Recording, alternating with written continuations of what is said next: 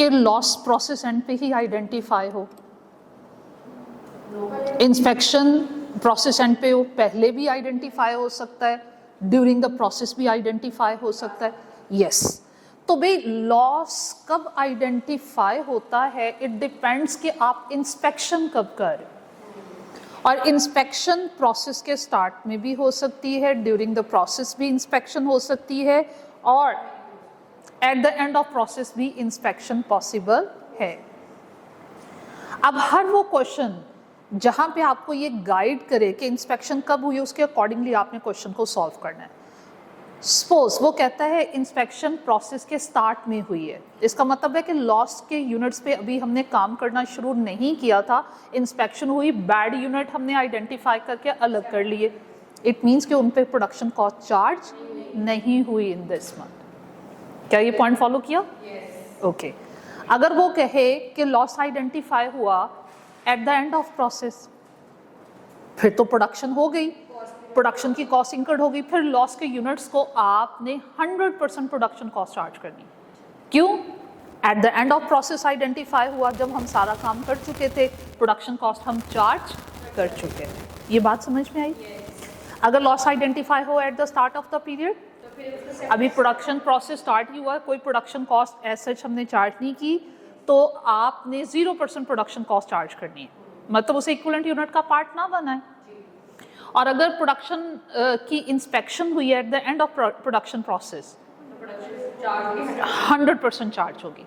चलें भाई, during the process loss identify हुआ, ये तीसरी सिचुएशन पॉसिबल है। हम अभी 40% काम किए थे, तो हमने कहा कि भाई इंस्पेक्शन कर लेते हैं, 40% काम किया, लॉस आइडेंटिफाई हो गया, अब क्या करोगे? लॉस के यूनिट को 40% कॉस्ट चार्ज करोगे। लेकिन अगर क्वेश्चन में उसने थोड़ा सा चेंज कर दिया, उसने आपसे ये कहा लॉस तो 40% पे आइडेंटिफाई हुआ, लेकिन material cost was introduced eight the beginning of process, तो फिर मटेरियल के पॉइंट ऑफ व्यू से फिर लॉस के यूनिट 100% कंप्लीट होंगे, और कन्वर्जन कॉस्ट के पॉइंट ऑफ व्यू से 40%। ठीक है, अगर तो material at the beginning of process introduce नहीं हुआ, फिर जिस टाइम में लॉस आइडेंटिफाई हुआ है उतने percent he material, labour and FOH cost charge करोगे।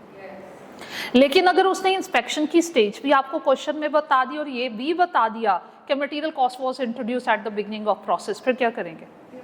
मटेरियल के पॉइंट ऑफ व्यू से 100% कंप्लीट, और कन्वर्जन कॉस्ट के पॉइंट ऑफ व्यू से वो जो भी परसेंटेज आपको क्वेश्चन में गिवन है। तो चलिए एक क्वेश्चन मिलके करते हैं। नेक्स्ट एग्जांपल में उसने यही चीज आपको एलैबोरेट की हुई है, ये मैं आपसे डिस्कस करूंगी, सॉल्व करते हैं।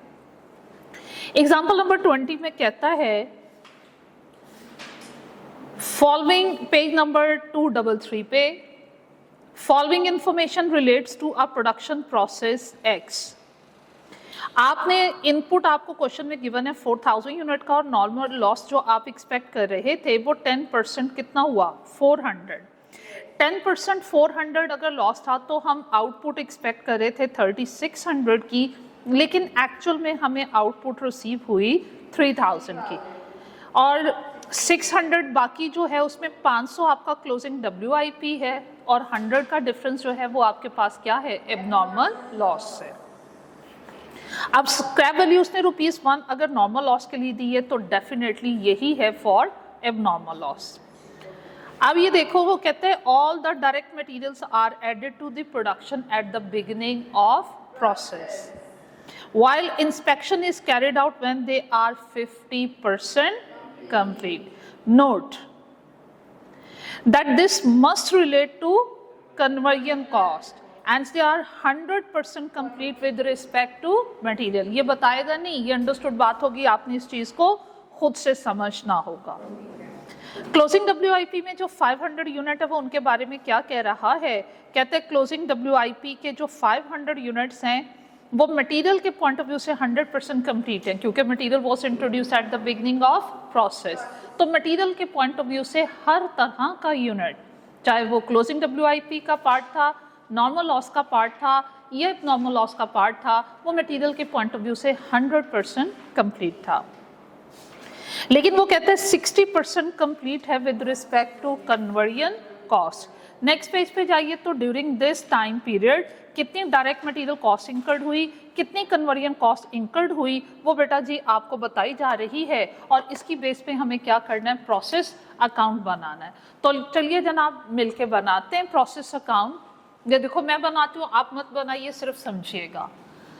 As usual first one step would be units detail.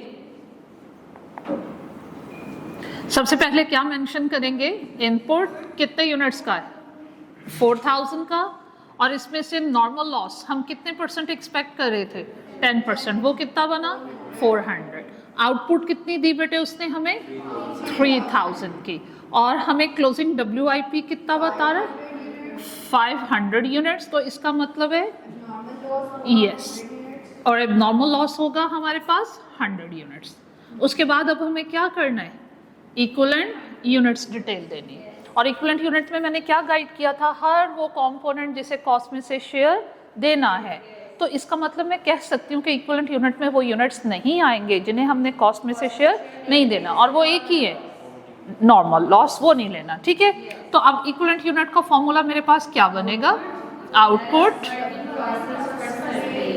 Yes plus work in process with its degree of completion plus abnormal loss, और एबनॉर्मल लॉस के साथ उसकी आइडेंटिफिकेशन स्टेज लिखनी। ओके हो गया, बस ये नया पॉइंट था। अब ये देखो, ये एलिमेंट वाइज फाइंड आउट करना है, मटेरियल के लिए अलग फाइंड आउट करेंगे और कन्वर्जन कॉस्ट के लिए अलग करवाइए। आउटपुट कितना, आगे बढ़े, 100%, और ये कितना है क्लोजिंग स्टॉक के यूनिट 500 500। बताओ मटेरियल के पॉइंट ऑफ व्यू से 100%, और कन्वर्जन कॉस्ट 50%, नहीं ये WIP मेरा ख्याल है 60 था, कंफर्म कर लें 60%। एबनॉर्मल लॉस के यूनिट्स हैं बेटे 100, मटेरियल के पॉइंट ऑफ व्यू से 100%, और ये कौन सी स्टेज हमेशा लेनी है, इंस्पेक्शन स्टेज। ठीक हो गया, चलो भाई, कितने मटेरियल के पॉइंट ऑफ व्यू से इक्विवेलेंट यूनिट्स आ रहे हैं 3600, और मेरा बेटा इसके पॉइंट ऑफ व्यू से भाई is it 3350? Yes ma'am. Okay, अब आगे बढ़े। नेक्स्ट में मुझे क्या फाइंड आउट करना है, कॉस्ट पर यूनिट। अब कॉस्ट पर यूनिट में एलिमेंट वाइज चलेंगे। मटेरियल की कॉस्ट, हाँ बिल्कुल, देखो कितनी गिवन है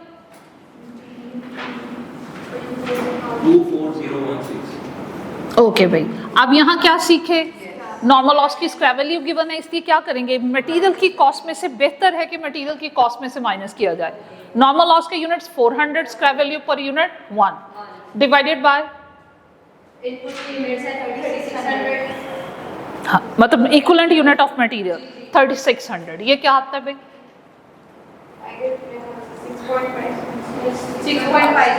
6.56 पर यूनिट। अब कन्वर्जन कॉस्ट की तरफ बढ़ते हैं भाई, बुक में देखो 70 बस, ओके जी, divided by 3350, tell me 2.2, total कितनी हुई भाई 8.76।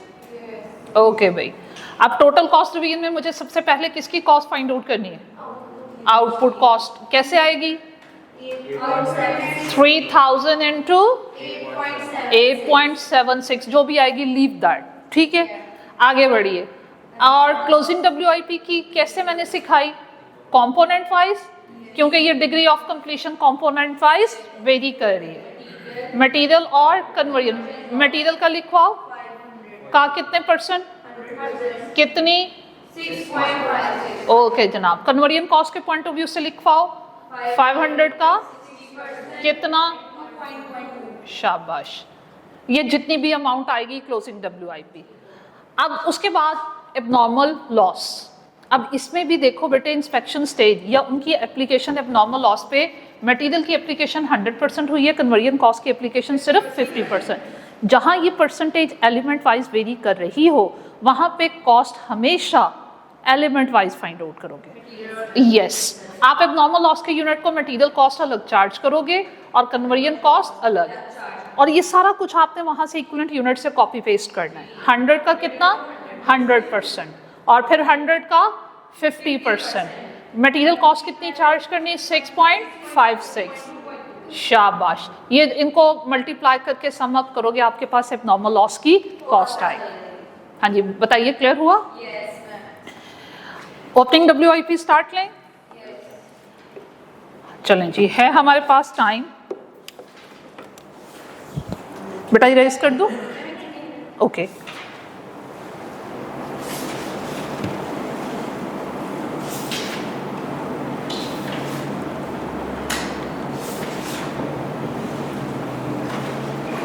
हाँ जी